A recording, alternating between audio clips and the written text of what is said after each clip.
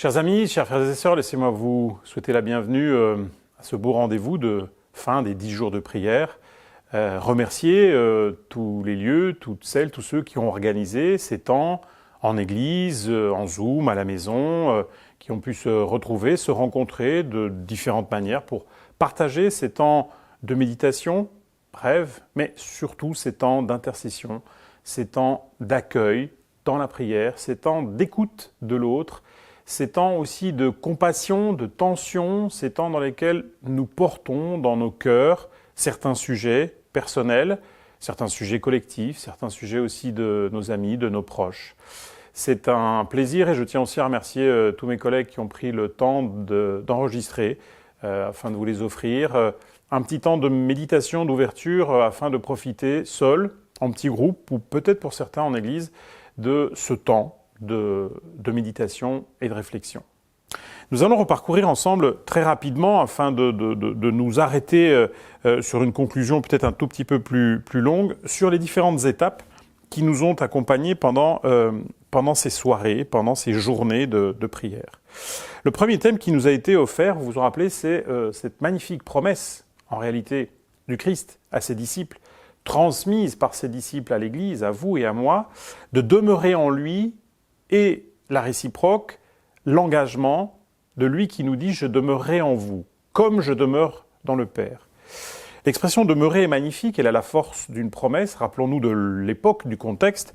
L'époque, c'est le Christ, bien sûr, qui parle à ses disciples, qui leur promet la qualité d'une présence comme les enfants d'Israël et les disciples la connaissent au travers du temple, et donc de la présence de Dieu dans le temple, dans le lieu saint, dans le lieu très saint. Le Christ nous offre, au travers de cette promesse, la qualité, l'intensité de la présence du Dieu créateur dans nos prières, dans nos vies, dans nos cœurs, rappelez-vous la promesse aussi, ou l'invitation du prophète Daniel, dans l'intimité de nos chambres, de nos maisons, de nos foyers, des lieux où nous prions, où nous étudions, où nous travaillons, dans parfois les transports en commun, un espace où l'intensité du Dieu créateur, c'est bien lui qu'on célèbre au travers du temple à Jérusalem et des étapes de construction du tabernacle qui rappellent le processus de la Genèse. On célèbre la présence, la toute-puissance du Dieu créateur dans l'intimité d'une vie, d'un cœur, d'une famille, d'un foyer, d'une chambre, d'un bureau, peut-être parfois simplement rapidement d'une voiture, sur un vélo avant de démarrer une journée. Demeurez en moi, je demeurerai en vous, la qualité d'un engagement, d'une promesse. Enseigne-nous à prier, deuxième étape, rapidement. Une étape faite d'humilité. Nous sommes toujours des élèves à l'école de la prière. Méfions-nous de ceux qui ont cette espèce de prétention d'enseigner aux autres comment on prie. On se nourrit de témoignages, on s'encourage, on se soutient, on s'accueille, on s'écoute, on intercède ensemble. Mais la prière est un espace d'humilité où le seul maître est le maître divin, le créateur, le sauveur, qui nous accueille, qui nous soutient, qui nous écoute, qui nous nourrit, qui nous guérit. Que dans cette deuxième étape, ce deuxième temps, ce deuxième mouvement du cœur, nous soyons toujours dans cette démarche d'une grande humilité face au Dieu Tout-Puissant et face à cet espace merveilleux qui nous accueille. Ne multipliez pas les paroles. Troisième étape que vous avez probablement méditée, assez intéressante parce que à l'époque, comme parfois aujourd'hui dans certains aspects non seulement du judaïsme mais d'autres religions, on a la sensation que les formules, la formule bien faite, la formule juste amènera la bénédiction. Les conditions justes amèneront les bénédictions. Comme si Dieu a besoin d'entendre l'exactitude du lieu où il doit intervenir. Dieu sait, le Christ nous le rappelle. C'est nous qui avons besoin de formuler avec exactitude le chemin de réflexion, l'ouverture, l'autorisation que nous donnons au Seigneur d'intervenir dans certains aspects précis de notre vie. Parce que nous y réfléchissons et nous voulons que la toute-puissance de son Esprit Saint puisse nous accompagner dans tout un parcours de vie, mais dans des étapes, dans des chemins, dans des lieux, dans des expériences, dans des sentiments parfois, dans des attitudes où nous savons que nous devons interpeller, inviter, ouvrir les portes à sa présence. La quatrième réflexion nous amenait à peut-être cette difficulté ou cette douleur pour certains de la sensation du non-exaucement. La lecture, il y a de ça quelques années, d'un auteur français assez connu, André Frossard, membre de l'Académie française, athée, qui s'est converti au christianisme, un athée révolutionnaire, un athée politique, un athée scientifique, un athée qui écrivait que si même Dieu s'était présenté dans sa vie, il l'aurait renvoyé, viré de son existence. Un homme qui s'est converti au christianisme et qui, au travers de sa vie de prière, a eu cette très belle expression, cette très belle image dans sa méditation des évangiles, qu'en fait, on ne demande pas à Dieu l'exaucement. En fait, quand on chemine dans la prière, on sait et on comprend que nos prières exaucent Dieu. C'est-à-dire que nous devenons, pour le divin, eh bien, un espace d'exaucement de sa volonté, de ses projets, de ses valeurs, de sa compassion, de sa mission. Le texte du Notre Père nous invite à sanctifier le nom de Dieu. Sanctifier dans la démarche de l'Ancien, du Nouveau Testament, principalement dans l'enseignement, bien sûr, de l'Ancien, dont le Nouveau se nourrit, c'est rendre saint, c'est rendre précieux, c'est rendre unique, c'est témoigner de la grande valeur, de l'unicité, donc de la sainteté de Dieu.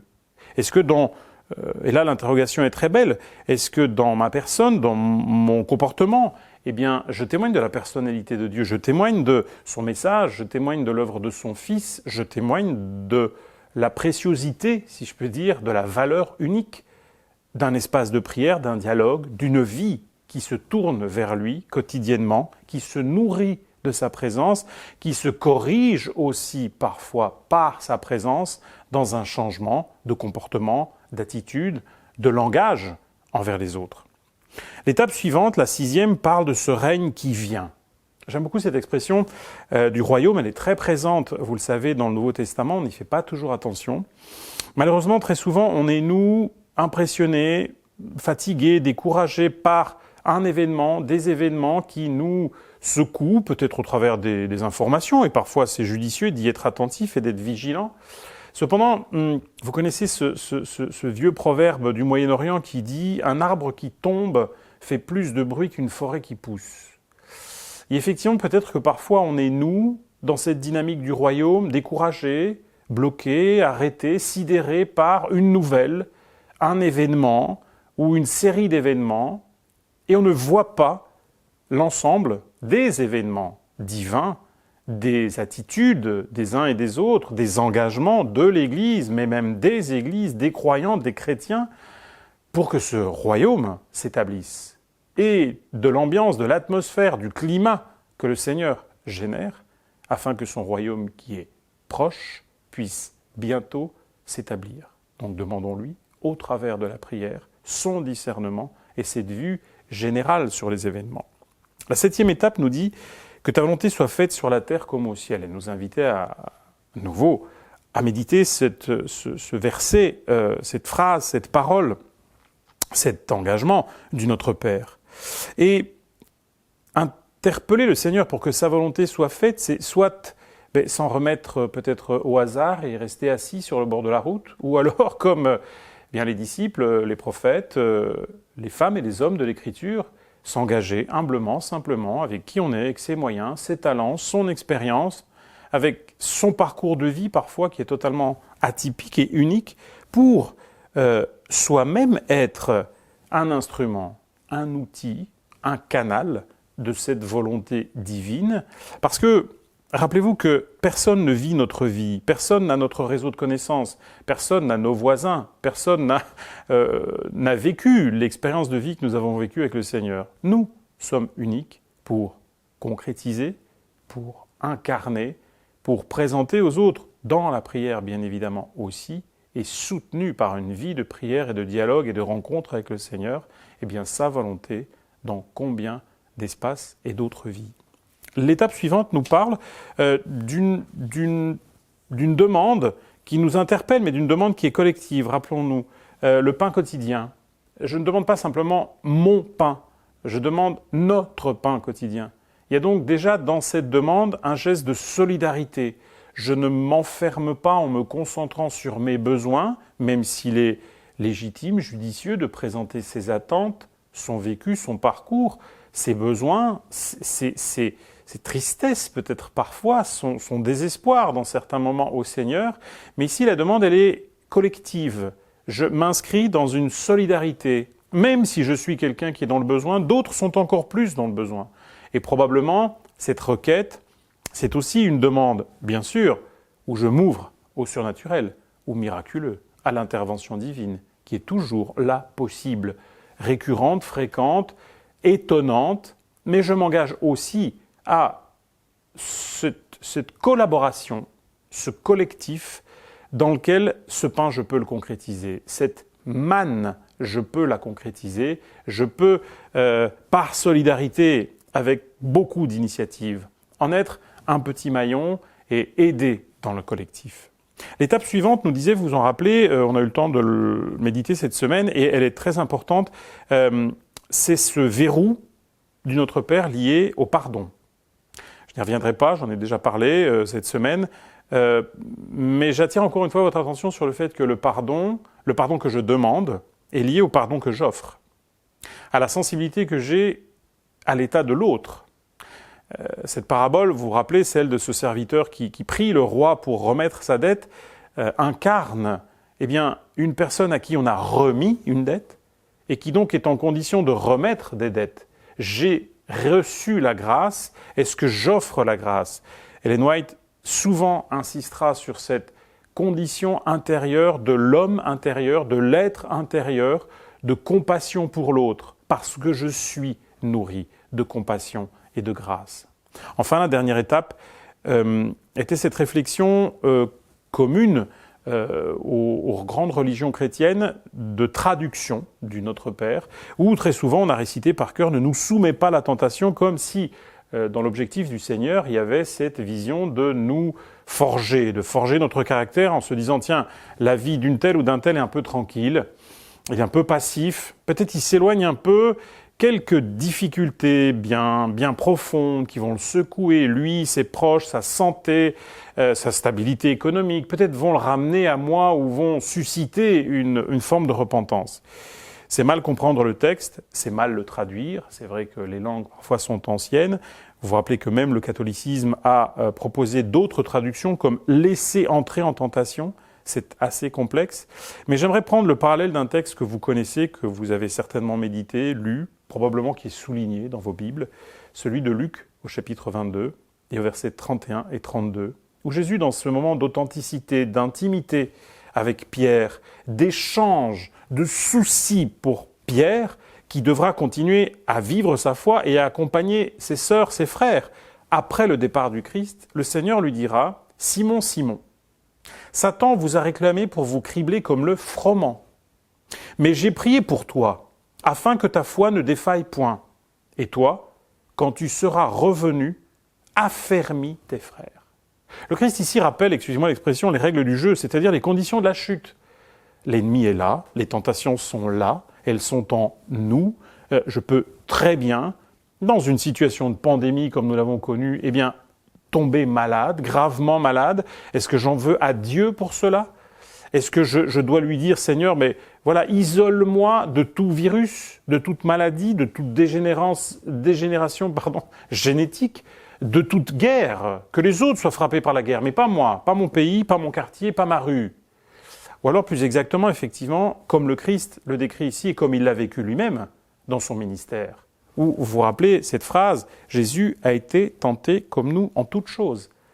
Les conditions extérieures, très souvent, ont amené ces conditions de chute face auxquelles le Christ a résisté et réagi. Mais nous nous trouvons aussi régulièrement dans ces conditions, portés par, reconnaissons-le peut-être parfois, notre caractère, notre orgueil, notre envie, notre suffisance, notre ambition personnelle, ou parfois par des circonstances totalement extérieures, à ce grand conflit entre le bien et le mal dont parle Ellen White à nouveau. Ces conditions de combat, de lutte spirituelle, dans lesquelles le Christ ici fait cette promesse magnifique. Oui, Satan sera vaincu, hein, rappelons-le. Il a été vaincu à la croix, il sera définitivement vaincu au retour du Christ. Mais en attendant, c'est encore une terre qui vit sous la menace, sous la morsure du péché et du mal. Satan vous a réclamé pour vous cribler comme le froment. L'image, elle est forte. L'image, elle est difficile parce que nos conditions de vie parfois sont difficiles, parce que les conditions de vie de l'humanité dans notre planète sont difficiles et elles nous touchent. Et il manquerait plus que ça. Mais j'ai prié pour toi, afin que ta foi ne défaille point. Et par la suite, tu seras aussi quelqu'un qui affermit, qui rend fort, qui rend stable tes frères, tes proches, tes sœurs, tes amis. Le Christ combat avec moi. Le Christ prie pour moi, pour nous. Il intercède en même temps que nous. Quelle magnifique promesse, dans n'importe quelle situation, de sentir cette présence. Je fais le parallèle avec l'apôtre Pierre, malgré nos erreurs, malgré nos fautes, malgré nos déviances parfois, malgré nos refus. Parfois nous sommes victimes du mal, du péché. Parfois nous sommes auteurs du mal, du péché. Ici, Pierre a été maintes fois les deux. Eh bien, que cette promesse du Christ, cet engagement, cette présence, comme celle d'un parent aimant, qui est en capacité toujours d'accueillir un enfant qui revient, sans lui dire, écoute, voilà, la porte elle est fermée, reste au froid dehors pendant quelques heures à méditer, et puis peut-être, qui sait, si ta mère intercède, tu pourras revenir à la maison. Vous savez très bien que, déjà en tant que parent, on ne construit pas grand-chose dans cette dynamique-là. Et imaginez quel genre d'adultes et de futurs parents on génère. Mais on sait très bien que notre Père Céleste ne fonctionne pas comme ça et que le Christ ne fonctionne pas comme ça. C'est son sacrifice, son amour qui nous interpelle, qui crie dans nos cœurs, dans nos consciences, qui nous appelle à la repentance, mais qui nous promet une présence continue, constante, bienveillante, qui nous renforce. Enfin, dans le dernier temps de réflexion que nous a offert ce cheminement dans ces 10 jours de prière, où je nous invite là aussi encore une fois à prendre le temps d'être solidaire avec l'Église mondiale, avec des lieux, des territoires où les souffrances, où la guerre, où les privations, où les persécutions pour raison de religion sont présentes. On a des raisons de prier en famille, pour sa vie, pour ses proches, pour sa communauté. Mais on a aussi cet élan de solidarité envers l'Église mondiale et envers des territoires qui souffrent. Et donc, remercions le Seigneur de pouvoir cultiver cette sensibilité envers l'autre. Enfin, je termine avec une double image qui m'a beaucoup touché et que je partage avec vous. La première, c'est une espèce de, excusez-moi le terme, de table d'orientation de Rose des Vents que je vous offre avec 4 citations de 4 rabbins tirées du judaïsme moderne, un peu le nord, le sud, l'est et l'ouest, afin de donner une direction à notre vie de prière. Je vous lirai ces 4 citations. Je vous laisse les méditer comme je les médite régulièrement. Et enfin, au cœur de ces citations, nous allons reprendre, pour terminer, un psaume en forme de bénédiction et d'appel. Et ça sera le psaume 6 que nous allons ensemble reprendre. Ces 4 appels à la vie de prière et à une qualité de vie de prière écrite par des rabbins modernes, 2 femmes et 2 hommes, rabbins, disent ceci. Le monde que nous construisons demain est né dans les prières d'aujourd'hui. La prière est le lieu où je vais pour éteindre l'interrupteur du bruit de la vie. Je me reconnecte à celui qui m'a créé et qui me rappelle le vrai, le juste, ce qu'il attend de moi dans cette vie. Je porte moins d'attention aux mots qu'à la qualité de la connexion, le désir pour le saint, pour la sainteté. En priant, je retrouve Dieu et donc je me retrouve. Et enfin la dernière, la prière est comme une lumière qui émane d'une lentille grossissante, dans laquelle tous les rayons qui sortent de notre âme sont rassemblés, focalisés sur un seul objectif, Dieu. Et enfin, des versets 4 à 8 du psaume 6, dans cette prière magnifique de David, qui est un appel à la miséricorde de Dieu dans une période compliquée de sa vie. « Reviens, Éternel, délivre mon âme, sauve-moi, à cause de ta miséricorde. Car celui qui meurt n'a plus ton souvenir. Qui te louera dans le séjour des morts?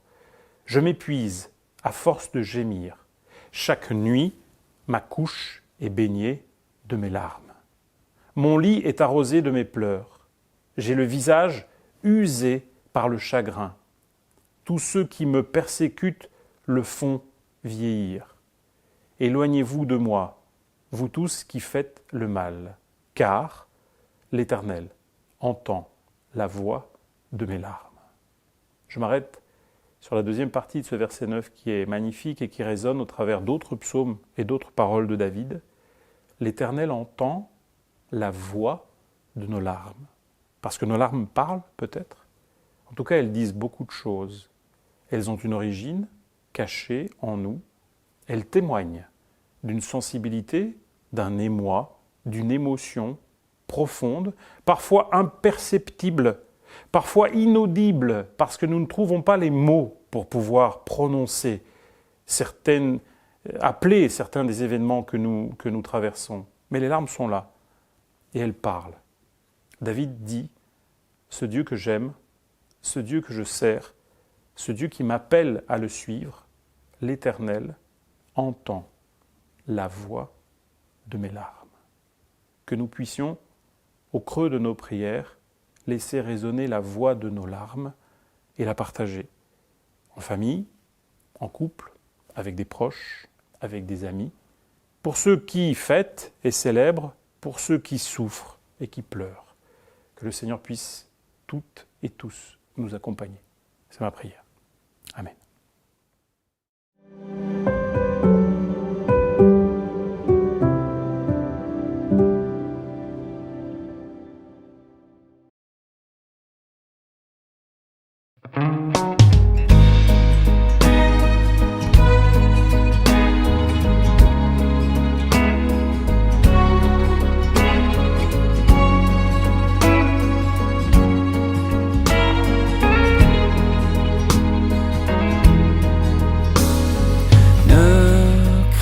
Je t'aime, je suis avec toi, aux promesses suprêmes qui soutient ma foi. La sombre vallée n'a plus de terreur, l'âme consolée. Marche avec mon sauveur, non jamais tout seul, non jamais tout seul. Jésus, mon sauveur, me garde, jamais ne me laisse seul, non jamais tout seul, non jamais tout seul. Jésus, mon sauveur, me garde, jamais ne me laisse seul. Oh, yeah.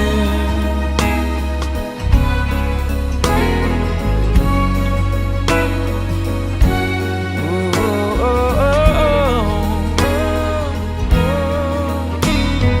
Les dangers accourent, subtil, inconnu, de près il m'entoure, plus près est Jésus, qui dans le voyage, oh me redit c'est moi, oh ne crains rien, courage, je suis toujours avec toi. Jamais tout seul, non jamais tout seul. Jésus, mon sauveur, me garde, jamais ne me laisse seul. Oh non, jamais tout seul. Oh non, jamais tout seul. Jésus, mon sauveur, me garde, Je ne suis jamais tout seul.